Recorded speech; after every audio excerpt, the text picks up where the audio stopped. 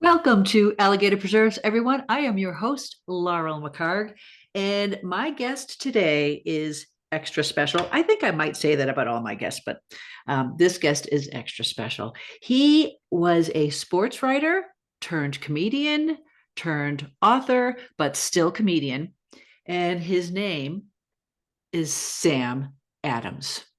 Sam, welcome to Alligator Preserves. Laurel, thank you. I almost feel like when you hold that up, I almost feel like I have to make that same face. You do. Go ahead. And if you're just listening to this, people, you should go to the YouTube video of this because I'm interviewing Sam live from Denver. Are you in Denver now? Parker, which is just outside of Denver, 20 Or miles south of Denver. okay, Sam. Easier to say because people know it. Yes, yeah. Sam, I met you at this year's Rocky Mountain Fiction Writers Colorado Gold Conference just a couple of weeks ago, and you were the kickoff guy to the whole weekend of celebration. And you kicked the weekend off by talking to a huge group of mostly beige people. Is that right? Would you say that was right? Pinkish beige, yeah. Pinkish beige. And then you went on to tell us why you're not black and we're not white. Can you talk to our listeners about that? Because I just absolutely loved that. Well, it's it's a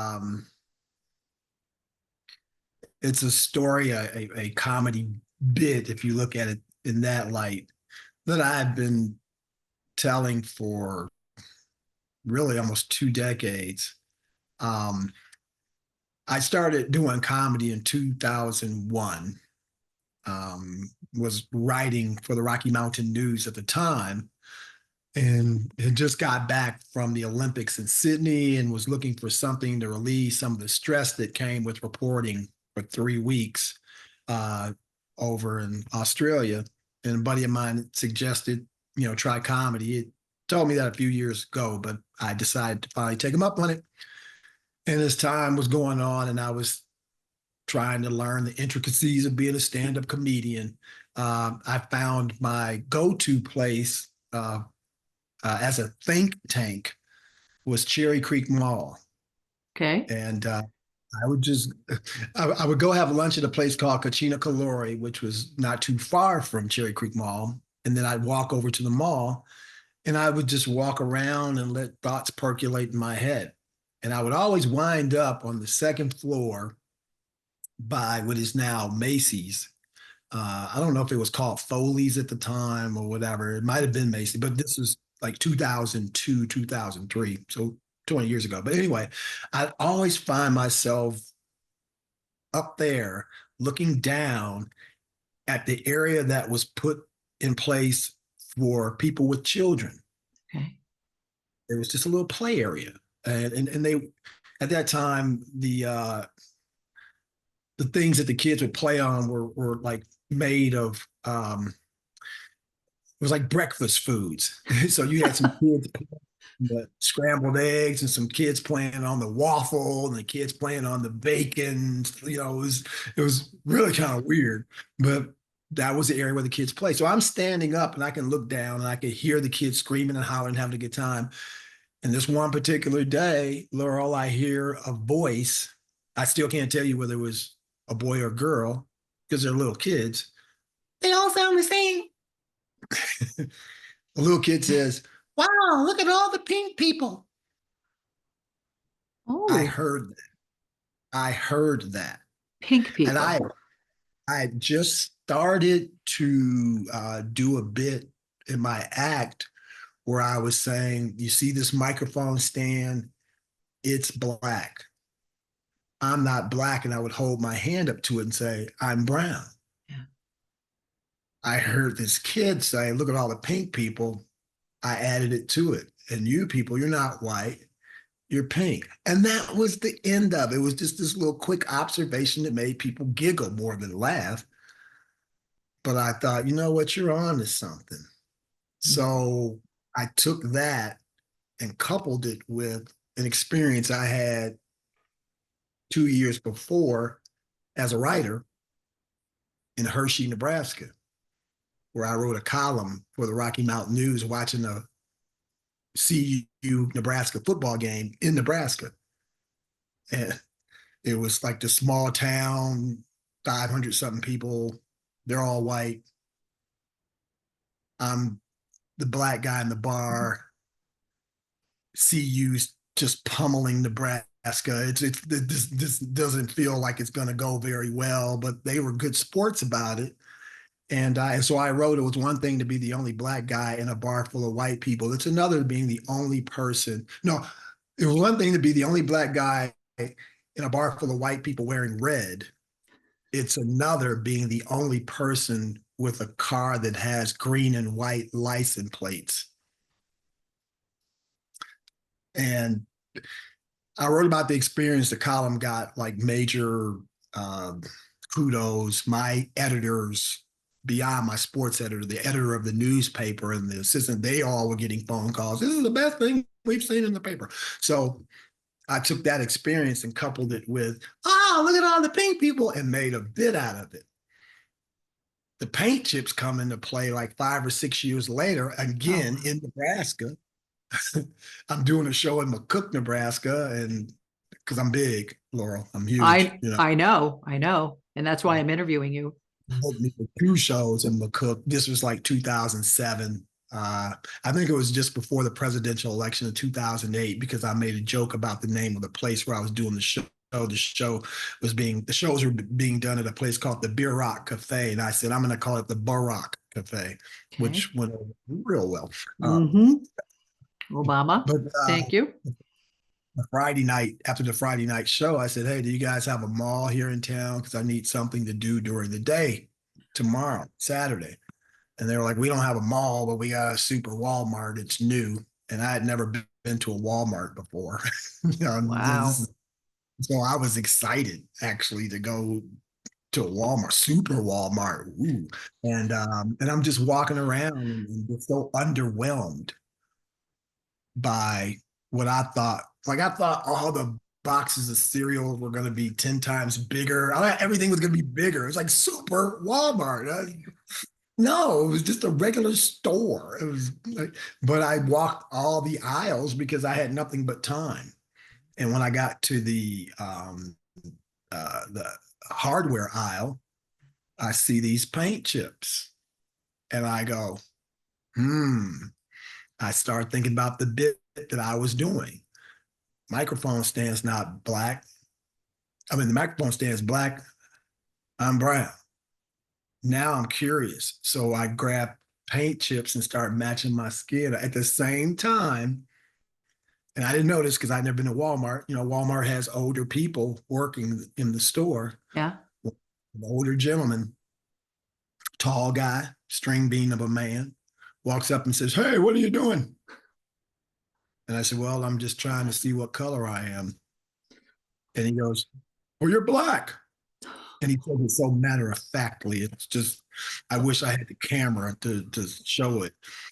He looked like he had walked off the set of, there was a show years ago. I'm showing my age. It was a show years ago called Hee Haw. Oh, oh my gosh. We were just showing our son that clips from Hee Haw yesterday. Okay, go ahead. I could have been Buck Owens' brother, I mean, that's the look that he had, and well, you're black. And I said, well, no, actually, and I held up a paint chip that I had in my hand, and that color was Hoot Owl. That was the color on the paint chip. I said, actually, I'm Hoot Owl. And he's so baffled. You would have thought I said that in some language that had not been invented. He was just, and I said, let me see what color you are. Because as soon when I saw the look on his face, that was my sign, like, dude, you are onto something. Like, it was just really weird to explain it, but I just, the way he reacted, I was like, oh yeah, I see it. I see this. I want to see what color you are. And I reached to grab his arm very gently, but he was resisting because he didn't know this guy don't know what's going on. So he's pulling away and I'm trying to pull him forward. At the same time, I don't know if they were a family, but there were a group of people, about 5 of them, come around the corner. Now, everybody small towns knows everybody. Right. Optics did not look good for me.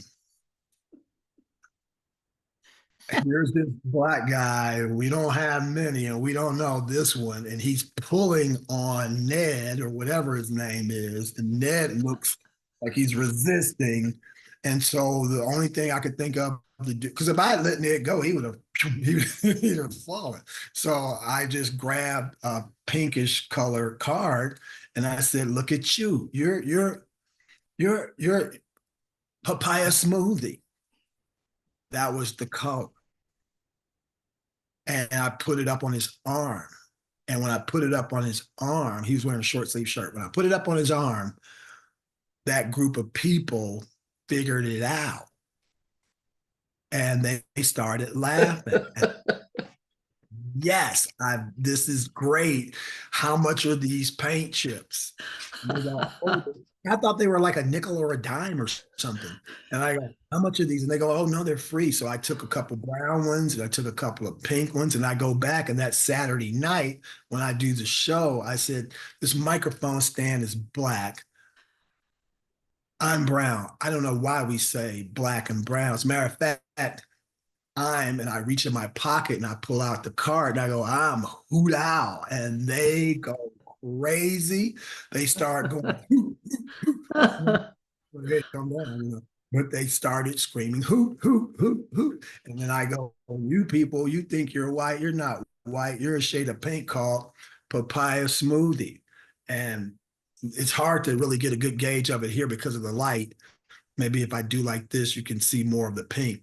Mhm. But and I mean, just going wow. And then I had like 3 or 4 more, and I said, all of you are pink except this guy. He's had too many drinks. He's tomato bisque right about now, you know. And I'm just reading off the colors, and it got such a reaction. It was. I don't fish, Laura, but if I did, it was just like You were reeling them in. Well, I kind of so decided, and it's hard to see this, but I think I'm a pickled ginger because I went to the paint pickled aisle too. ginger. I think I'm pickled ginger ish. Pickled ginger. See, the names just are hilarious.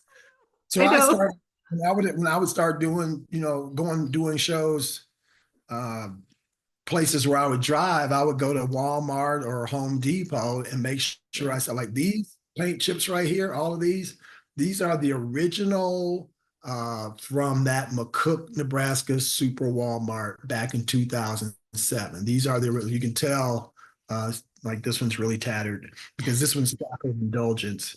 And that's the one that I say in the video on Drive Bar that got 35 million views. I And so thought every I think you told us that you were a sumptuous spice. to advice, yeah, yeah. I've been Hoot Owl. I started out as Hoot Owl, and then the one that I really loved the most was Caramel Nut. That was the second one. Like I love that one. Like Laurel, I could just imagine being a kid, my mom saying, "Boy, if you don't get your caramel nut button this out right now," that one. I really love that one. But when I found Sumptuous Spice was the third one, and it just sounds like sumptuous spice, So you know. good.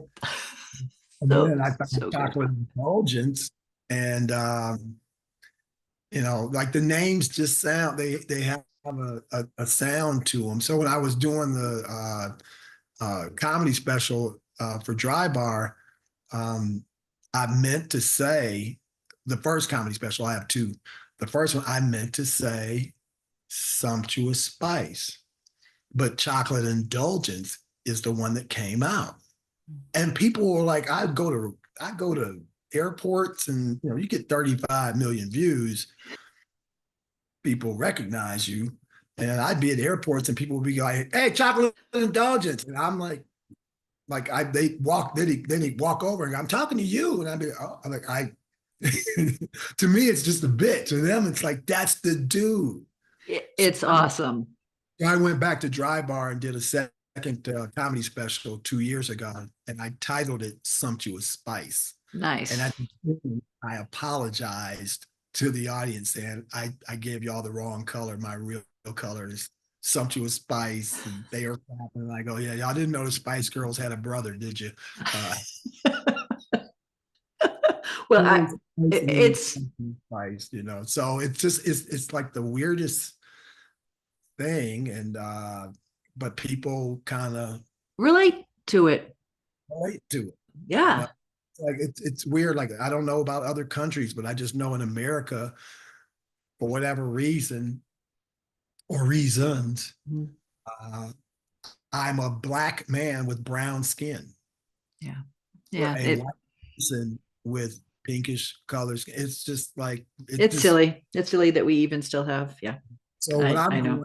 doing, I'm pointing it out just to say, look, okay, just so you know, I'm talking about my skin tone.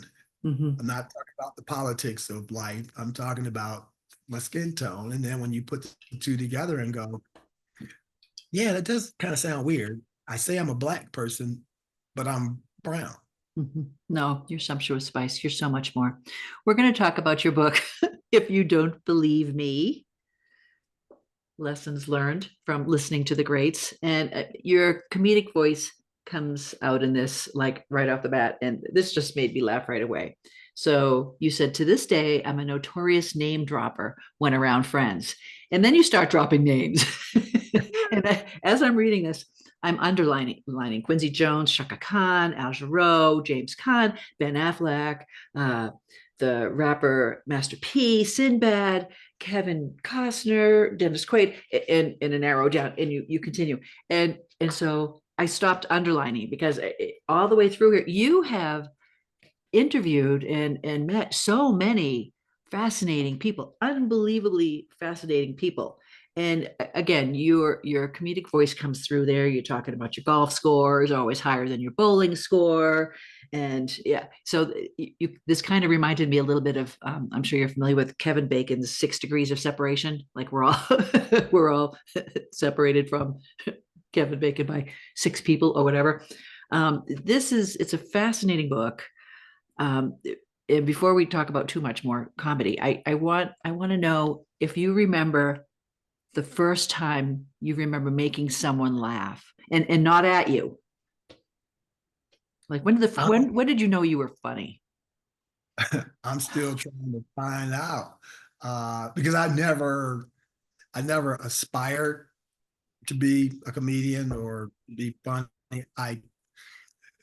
I spent 36 days in the United States Army. I remember You know, talking to you about that and asking you why only uh, 36 days. And yeah. and without knowing it, I was in that short period of time. I did know that I was named a squad leader. So when you're a squad leader, you're one of four squad leaders, and uh, you know, I didn't realize how loose I was keeping it because you're in basic training. It's kind of tense, you know, they're Mhm. throwing stuff at you. Yeah. And apparently, I was the guy that was keeping guys loose because if I showed you like the platoon picture that we all took together when I was being sent home, all these guys signed it. And they were signing things like to Adams, the comedian, to Adams, keep them laughing. Like, and I wasn't even trying. But I do recall around that same period of time, this was the early 80s, Laurel. Um, my dad was one of the toughest people still to this day that I've ever met. You know, making him laugh was, you know, like I just didn't see him laugh often. But did Uh, you made it? You made him laugh? I made him laugh one night. We were at Cleveland Stadium. My dad worked at a sheet steel company by day, and at night he would work as a Cleveland auxiliary policeman at sporting events. And uh, and I would go down to the stadium sometimes and get in like Cleveland. Well, they were the Cleveland Indians at the time. Nobody came to the game, so if I wanted to see a game, you know, like I couldn't get into a football game, that was out. But a baseball game, I could go to the gate and say, "Yeah, I'm Sam Adams' son," and they let me in. And I would tell him if I was coming. So, and because by then I'm like 20, 21 years old. So I go to a game and I find him, and we were like in this little lounge area, in the stadium, and there was a boxing match on the closed circuit TV. And this is funny from a name dropping standpoint, but there was a guy from Ohio named Ray Boom Boom Mancini. And Boom Boom Mancini was the hot boxer at that time. And I didn't like Boom Boom Mancini. I thought he was made for TV. He wasn't real. I didn't think he was that good. And he got knocked out that night. And I can't remember what I said. And my dad was standing with me, and there was another auxiliary policeman there and one other man. And I don't know what I said, but it made all of them laugh. And when my dad was laughing, I just looked at him like, I was thinking, like, is he drunk? Because he don't never laugh at nothing I say, but I had them all laughing. It was something about Boom Boom that I made some joke about Boom Boom Mancini. And my dad laughed, and I thought, wow, if I can make him laugh. But I never thought I'll do comedy if I can make him laugh. Um, I just I just like for people to be loose Yeah. and not tense around me. And so Yeah. I'm that guy that will say something to try to lighten the mood, You even have, when the yeah. mood lightened. Yeah. But besides that, Boom Boom Mancini, that was the 1980s. 2007, I think it was. I did a show in Los Angeles. It was an awards show honoring Kareem Abdul-Jabbar, and they brought me in to do like 6 7 minute set, just a short set. And afterwards, and it was a star-studded audience, a lot of Yeah. athletes, past and present.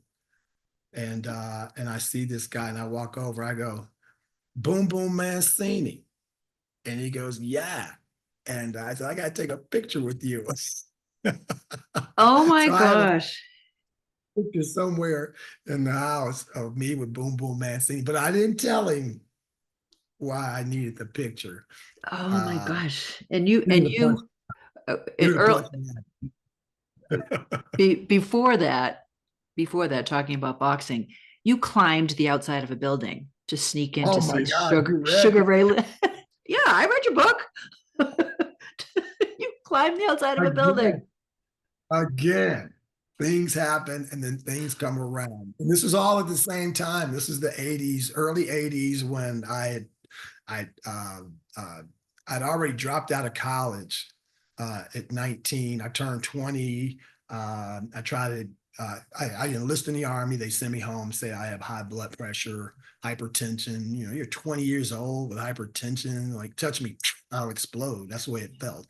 Yeah. But I was trying to figure out what I do. I'm living with my parents, hanging out with my friends. I have a job, but it's not a great job. I don't have a career for sure. And so I'm hanging out with my friends, and one of my friends, he's actually married to one of my cousins, and we're big boxing fans. And he goes, "Hey man, let's go see Sugar Ray Leonard. He's fighting Roberto Duran. It's closed circuit TV. Costs $25." Oh, $25 to go see a fight. He goes, "Don't worry about it." So I'm thinking he knows somebody who's going to let us in.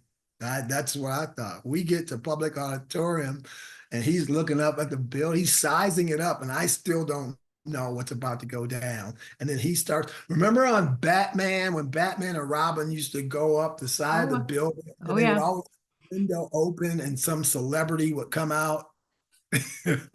Well, as we're climbing, I'm like, this reminds me of Batman and Robin, except we didn't have the rope. We were putting our fingers in between the grooves of the building. And he's like, don't look down, man. And he just keeps going. And he keeps going because he had found a window, which is like a bathroom window, whether it's the ladies' room or the men's room, we don't know. You're It's a going window. in. We're going. And then all of a sudden, it turns out it was a men's room, and we go in. He goes in first, and then I come flying in right after. And there's a guy at the stall. I don't mean to get too graphic, but there's a guy at the stall, and poor guy, I thought I gave him a heart attack. He just, I landed on the floor. We look at each other like, man, we made it. We're getting ready to leave out of the restroom, and a policeman comes up, and we're just like, oh man. We weren't like, oh man. We were like, oh man, because the policeman was the brother-in-law of my friend who taught me into climbing. And he knew me because I introduced him to his wife, my cousin. So he's like, "Did y'all just come through the window?"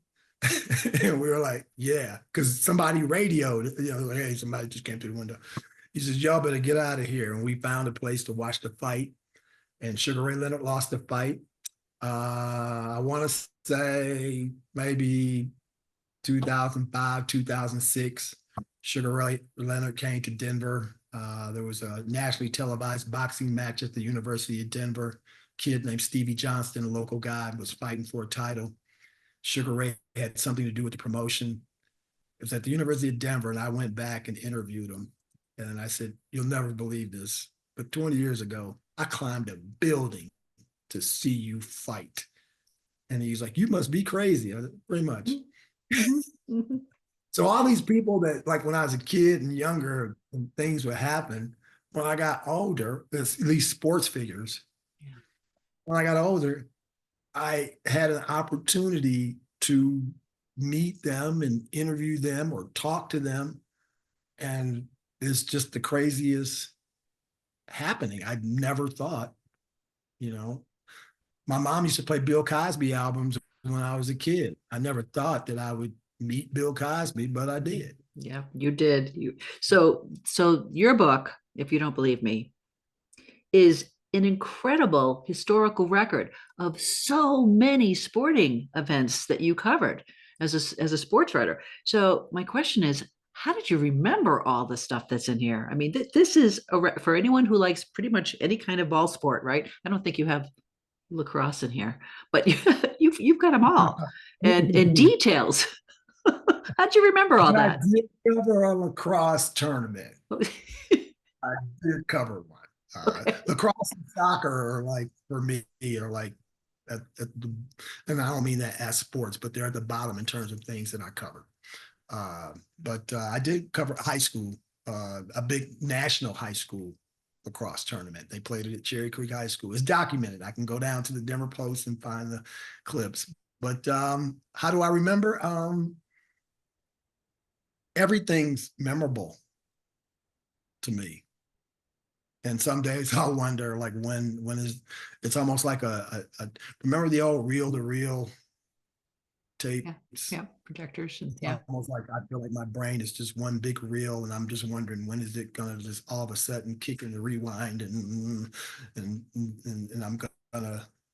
But I have vivid recall of things that happened to me as far back as 4 years old. Wow. So the sporting events are just like, look, I was a guy that walked off the street to become a Yeah. high school reporter, and then the next thing I know, I'm thrust into covering the Denver Broncos. I saw Super Bowls on television, but then to be at one, I saw the Olympics on television, but then to be at winter and summer games, I saw heavyweight fights, but to be at one, Yeah. uh, hockey, Stanley Cup, but to be able to everything, the World Series in particular. Baseball is my big love. Yeah. That's the sport that I thought if I was ever going to be a professional athlete, I would play baseball. Um, I got to see one as a fan with my favorite team. Again, they were the Indians at the time, the Cleveland Indians. I got to go to a World Series game in 1995, and they won.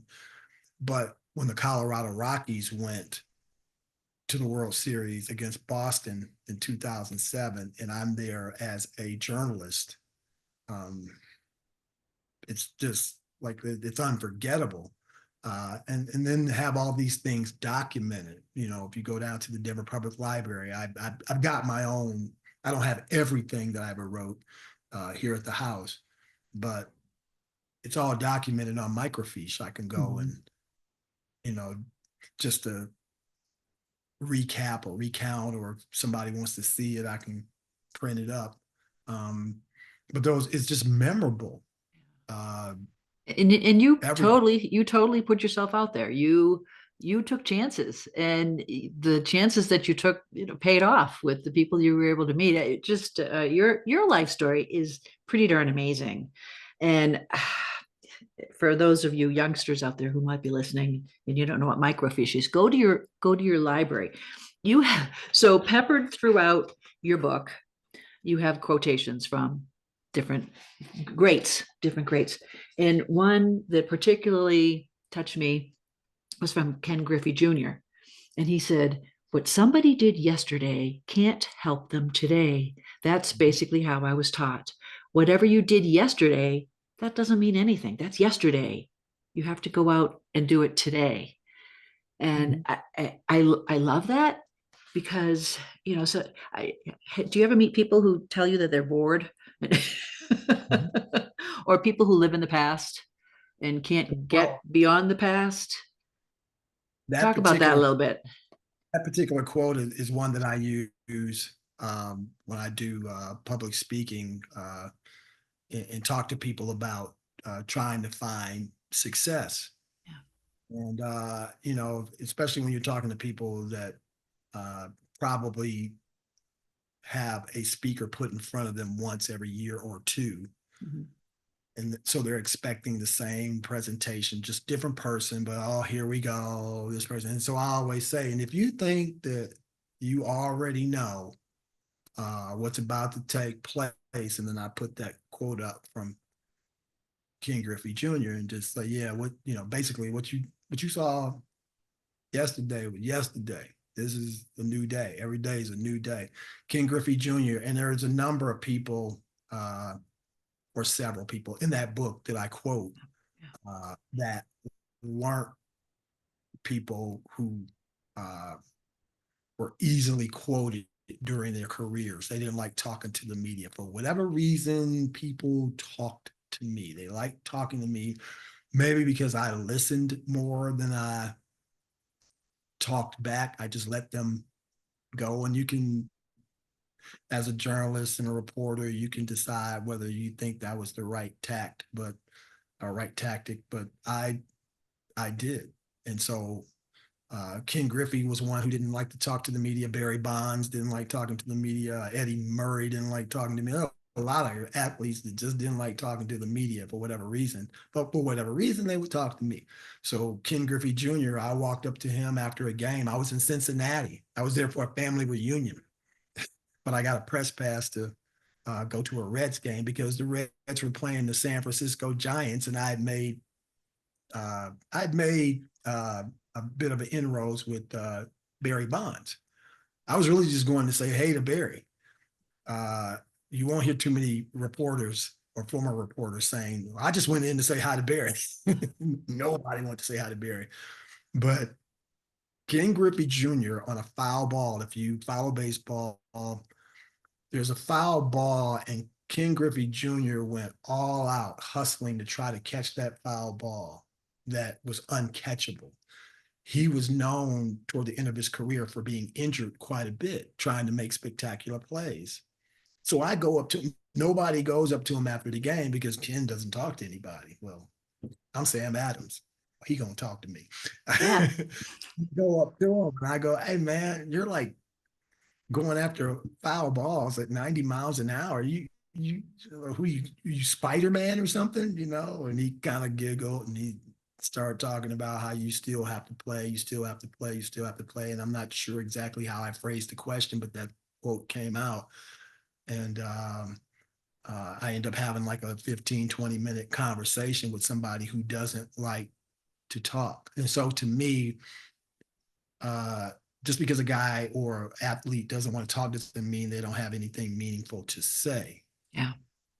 When you Yeah. get that meaningful quote, uh, see what you can learn from it. And Mhm. so that quote helps me. Yeah, just because I had a good day. Uh, and it's so funny you bring that up, Laurel. I had a good day with my ASL teacher today. I was able to sign what I wanted to say. Uh, and she was so happy because I was signing correctly and it just flowed. What I did this morning, what I did a week ago, what I did over the weekend. And she was just like, oh my God, it's like hearing your kid speak in sentences for the first Yeah. time. Yeah. Yeah. Uh, and, uh, And so when we finished, I was like really jacked up. I knew I had a couple minutes before I got on with you, but I was kind of jacked up, like, yeah, I got, and then I had to go, wait a minute. Like I was thinking, I can't wait till next week. And then it was like, yeah, just remember what you did today was today. Doesn't mean next week is, Don't rest on your laurels. yeah, yeah, there you go. And you just gave me a great segue too, because I am very curious. Tell me why you're learning American Sign Language.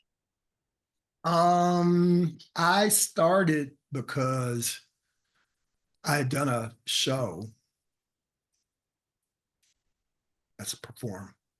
I had done a show in I want to say Keystone. Okay. It was a conference that uh, took place like 2016 maybe, and I was the closer. They wanted me to do my act close. COVA, uh, uh, Victim Assistance, Colorado. I forget the title, but Yeah. it's, all these people that do like social work Yep. and aid victims in different types of ways. Mhm. Some law enforcement and all. There are like 600-700 people, and I'm on at like 10 o'clock in the morning to make all these people laugh. So they introduced me. Please welcome Sam Adams, and I'm walking down the aisle. As I'm walking down the aisle toward the stage, I get about halfway through, and then some lady comes, like it intersects and starts walking behind me. And I'm thinking her name must be Sam Adams too. I don't know where she going, but I'm going to do my job, you know. And as I get up onto the stage, I look down, and as soon as I say, hello, everybody, she starts signing. And I'm like, oh, and I don't say it in the microphone, but I'm like, oh, I've got somebody interpreting me. I wonder who she's doing it for. It turns out there were 5 deaf women sitting in the front. And she was there to interpret my whole. I've never seen anybody interpret my act in sign before. Wow. So I'm kind of curious how this thing is going to go. But I'm talking and I'm trying not to look at her, but I see her signing. And as I get toward the end, I know what I'm going to end with. I know what I'm going to close my show with. It's this rap song that my son would do called Flip the Booty. And You performed that for us at the Rocky Mountain so Fiction Writer Conference. It was fabulous.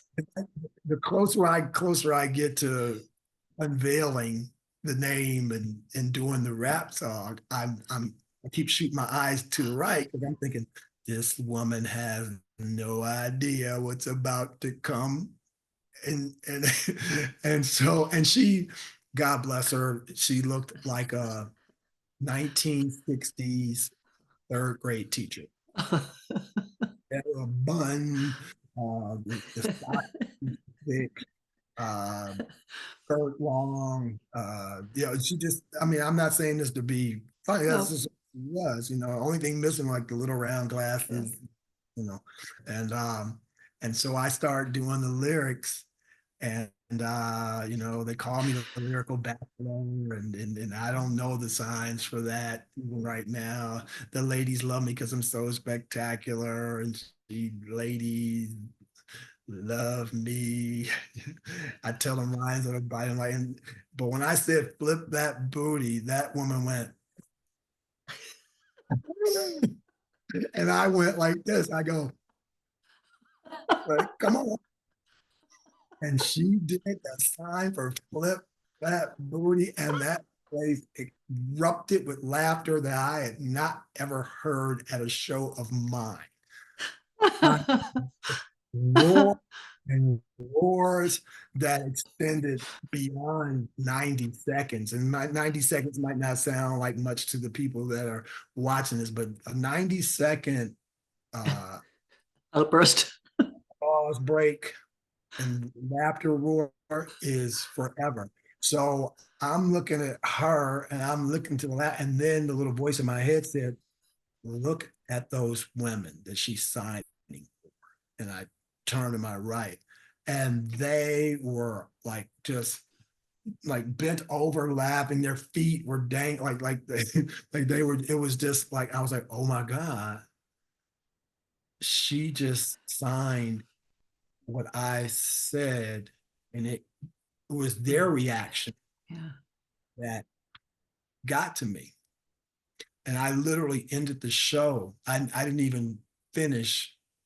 I only had like 3 or 4 minutes to go anyway, but I ended it right there. Mm-hmm. And I go on to the woman who was signing, and I was surprised, like, I'm so sorry, I didn't get a chance to tell you. I didn't know you were gonna. If I had known you were gonna, I would tell you. I do this. He was like, oh no, no, no, no. It was great because I was like, she ended up being the star of the show from doing that. And then, so I was joking with her. I was going, were you really signing what I was saying, or did you do your own?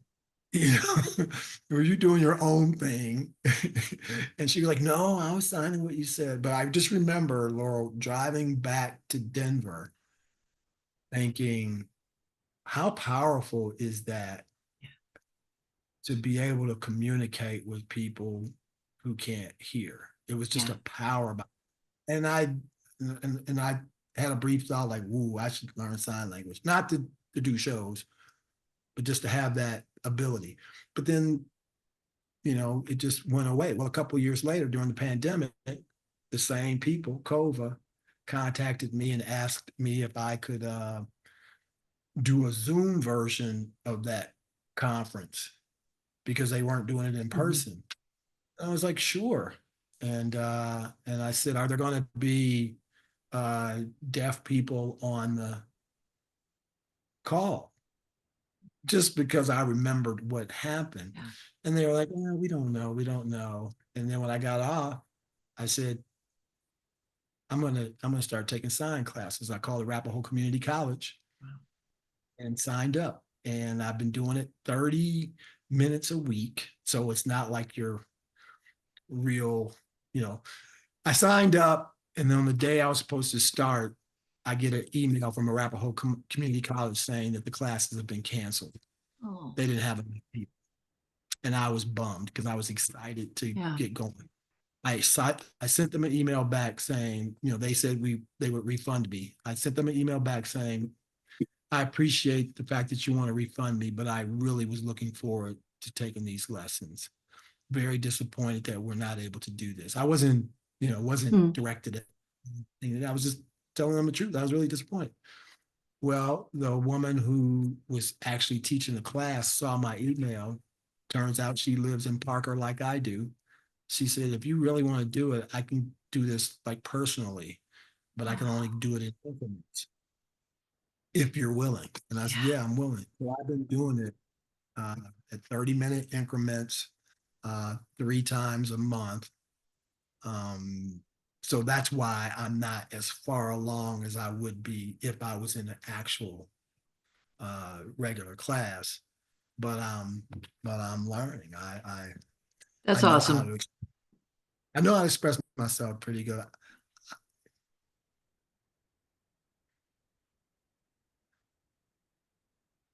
I want to see you today. Yeah. And for those of you just listening, Sam is signing. And I now I'm like talking. Mhm. Uh,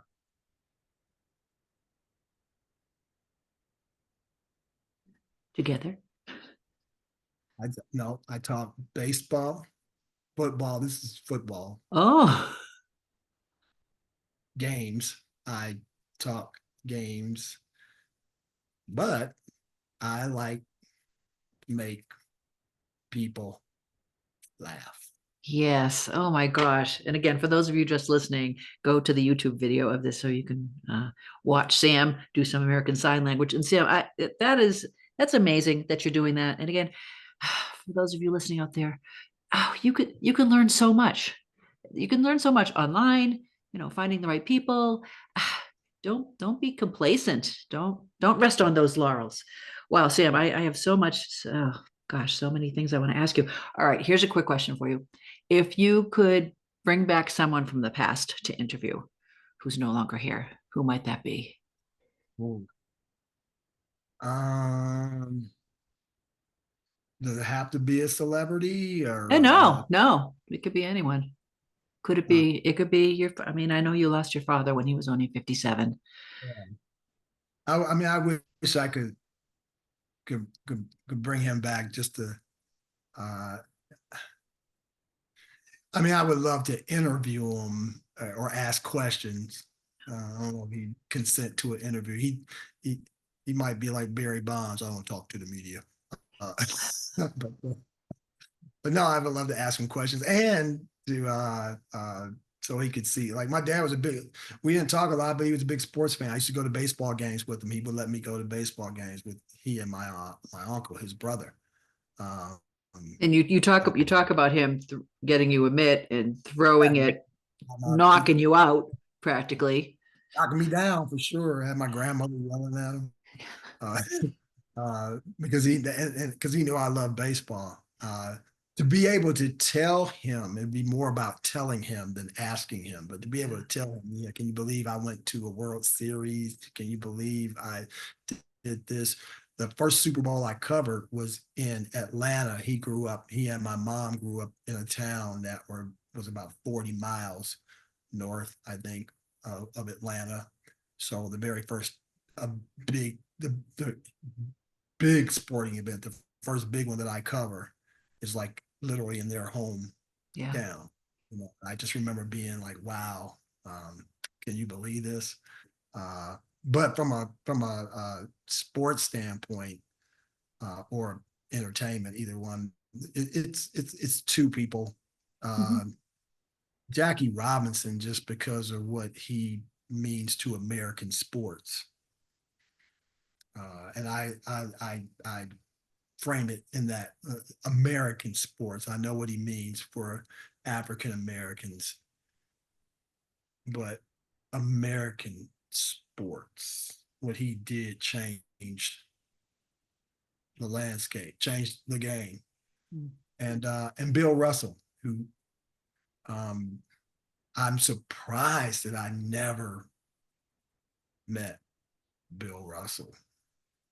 I mean, I don't know how many chances I got to. I can't think of maybe when the NBA All Star game was here in 2005, but I just didn't seek him out. Yeah. Um, but that guy, when I was a little kid and I would watch TV, the Boston Celtics were on every week, and he was this thin black man with a goatee, and he blocked all the shots. And I when I did play basketball, that's what I like to do, block the shot. Like I kind of emulated him. Yeah. And as I got older and learned what he went through, along the same vein of Jackie Robinson, Bill Russell wasn't the first black player in the NBA, but those Boston Celtics teams, the black players on that team had to go through back doors and couldn't stay, that whole thing. Um, Yeah. uh, yeah, he still was able to win championships and be, people argue about whether Michael Jordan's the greatest, and they go, "Well, Michael Jordan won 6 rings," and I'm like, "Well, Bill Russell has 11." I'm from Boston, so I'm. Yeah, yeah. But I'm. So I'm. all Bill's fingers, and then he's got one dangling off his right ear. So um, uh, to me, what he and his teammates went through, and not just the black teammates, but the white teammates who were, in many instances, sort of powerless to. Yeah. Well, they weren't powerless because a lot of times they would say, "Okay, if my teammate can't go, then I won't go." But I'm just saying that whole thing Horrible. Horrible time. had a Yeah. wedge Yeah. through foods. Yeah. Yeah. All right. Well, who who is left that you have not yet interviewed and you would love to that's still around? I would faint to interview Julius Irving. Okay. Oh my gosh, Bill. It's funny. Bill Russell and Julius Irving both were number six. Um, uh, I and I learned how to dunk at my height, 6 feet tall from watching Julius Irving. I'm like, I'm going to do that. So I'll try to keep this one tight. My first article ever appeared in the Denver Post on December 21st, I think, 1986. So the game was played on December 20th, I guess. And so when you see your byline in the paper for the first time, you're just, oh, I'm thinking I'm great. I'm thinking I'll get a Pulitzer real soon. And so a few days later, the Philadelphia 76ers are coming to Denver. Their one game that they play a year in Denver. And it's going to be Julius Irving's final game in Denver. He was retiring that season. So it's going to be my one chance to see him perform in person. I've never seen him perform in person. So it's his last game in Denver, and it's my last chance to see him perform. But it's sold out. And it's just bugging me. There's no wall. There's no wall to climb. Yeah. I don't know this building. I don't know this McNichols Arena building. So I'm sitting around at my day job at Great West Life Assurance at that time, and I'm thinking, there's got to be a way to get into that building. I know. I'll call the Denver Nuggets media relations office and tell them the Denver Post is assigning me to write a story about Julius Irving's final game in Denver. I got a byline. Says Denver Post sports correspondent. So Yeah. why would they dispute it? Mm-hmm. Well, the PR guy, Bill Young was his name, takes my call and he's just like, so the Post is sending you to write a sidebar. That's what they call them. Yeah. So I go, yeah. He says, okay, we'll take care of it. And I hang up thinking, it's too easy. Yeah. I'm Yeah. gonna go, and I'm gonna like probably sit in press row. He's gonna be like this close. And then I get a phone call from the high school sports editor. And keep in mind, my office is in the tech center in the Denver Post building. It's in downtown Denver. I get a call from the high school sports editor, Taylor Scott, and he says, hey, I need you to come in right now. And I'm thinking, oh, he's going to present me with the press pass. This is, yeah, this is drive down and I get out of the car, park out on the street, put some money in the meter, and I get out of the car and I get in the building, and the old Denver Post building, the prep section, the prep area was in the back of the like where the business writers wrote. It was in the tucked away in the back. Yeah. When I go back there, Taylor takes me away from his desk and takes me into the stairwell. And I'm Oh, thinking, oh, this is an odd place to this give is. me a but maybe you don't want people to see what's happening. Maybe because I'm getting a press pass and he's just a little high school dude. He don't want everybody to know, you know. And so we get to the stairwell and he goes, I don't know what you said and what you did, but Tom Patterson wants to see you. Tom Patterson is the executive sports editor of the Denver Post. So he's like, I don't know what you said, what you did, but Tom Patterson wants to see you. And all I can tell you is you better not lie to him.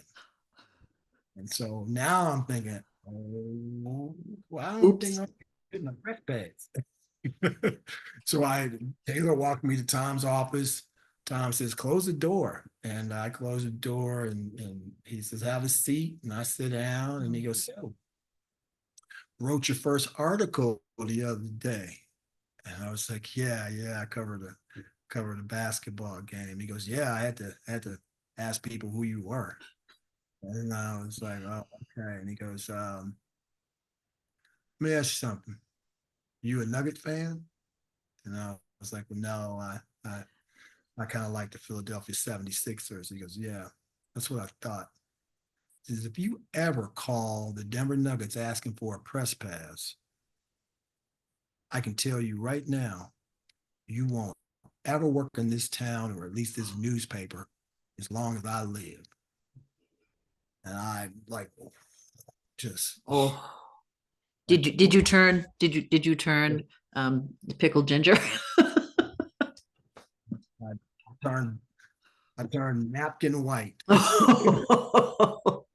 what I turned. And I mean, like it just like it never in my thought was they would call the paper.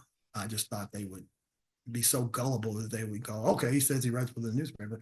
And so I'm sitting there and and I'm 26 years old. I'm not a 15, 16-year-old kid, man, who's just been busted for one of the most childish moves that you could ever commit.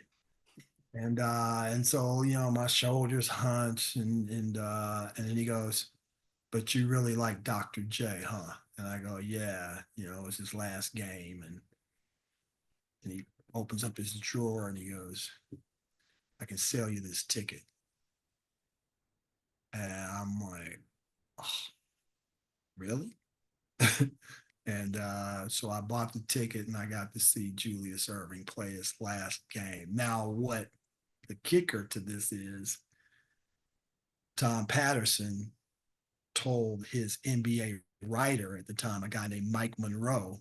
He told Mike, he goes, "Yeah, can you believe this knucklehead?" He probably said something worse, but this knucklehead tried to get a press pass. He called him himself and tried to get a press pass to cover the game. Like, who does that? Uh, a big Julius Erving fan. He tried. Ha ha ha. So Mike Monroe uh, got a copy of a photo, and it's in my me room, I call it, with all my stuff, where I'd show it to you, along with the ticket stub that I still have from the game. But the photo is Alex English, the Hall of Famer from the Nuggets, is handing Julius Erving a present from the team. Every team gave him something. This was his farewell tour. So every team had like a gift to give him. And so they're at midcourt, and Alex is giving Julius the gift. And in the middle is a gentleman named Chopper Travellini. He was a trainer, longtime trainer, and a good friend of Julius's and the Nuggets trainer. And so they wanted him in the middle. So it's Alex, Chopper, Julius, and Mike Monroe got a copy of the photo, because back then the photo, like what do they call it, the dark room or whatever, Yeah, where yeah, yeah. Where they develop them. you could develop like right on the spot. Yeah.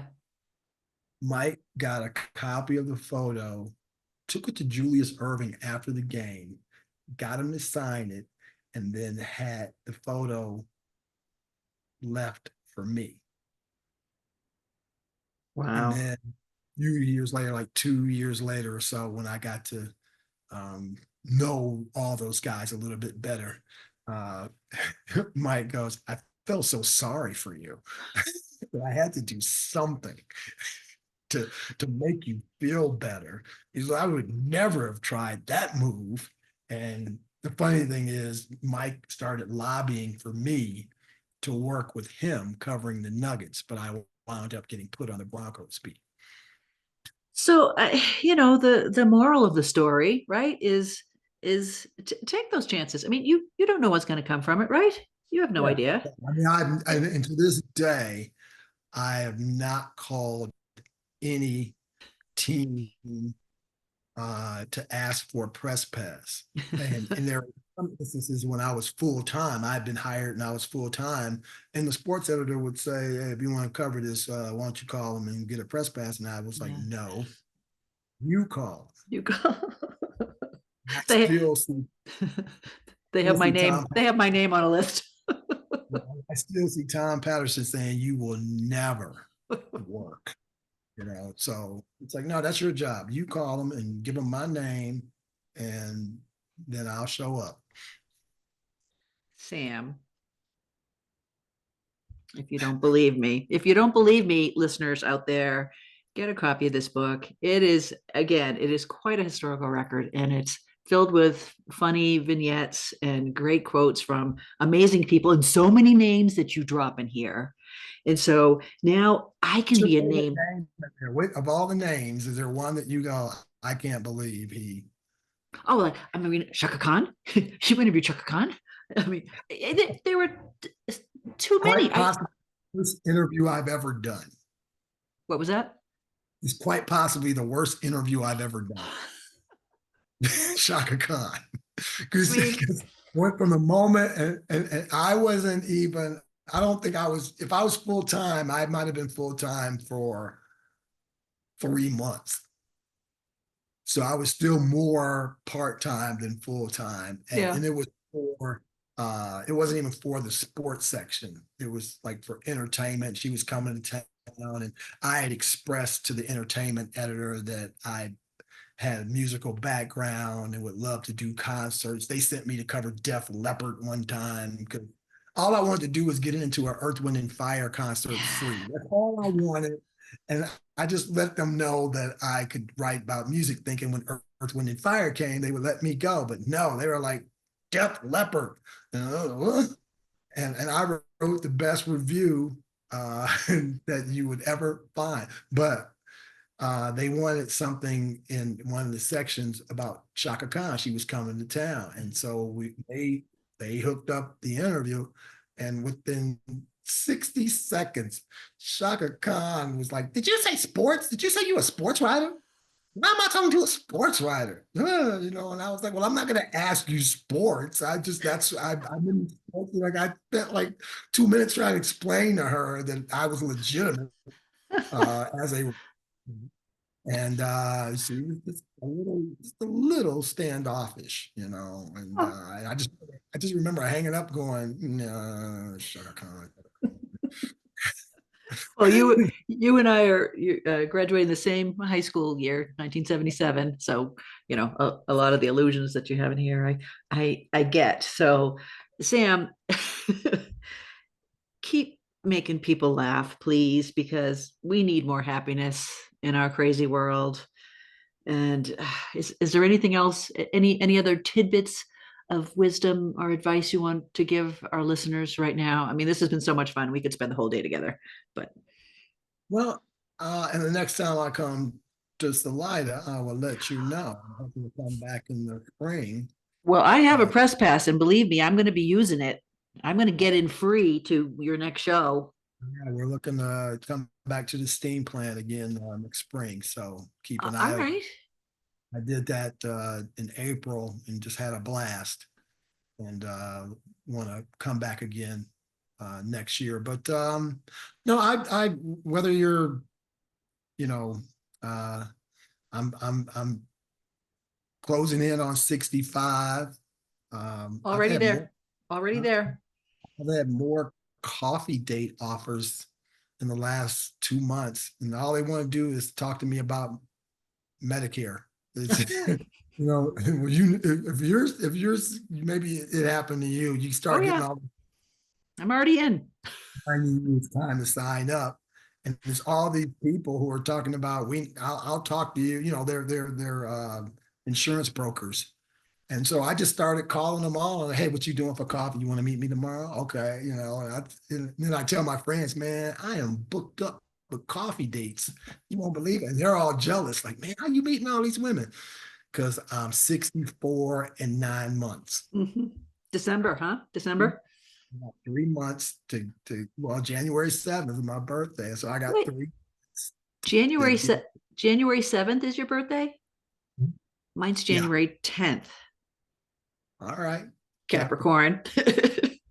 So, what I want to say is whether you're closing in or beyond my age, our age, or if you're a young person watching, there comes that point where um, you go for it.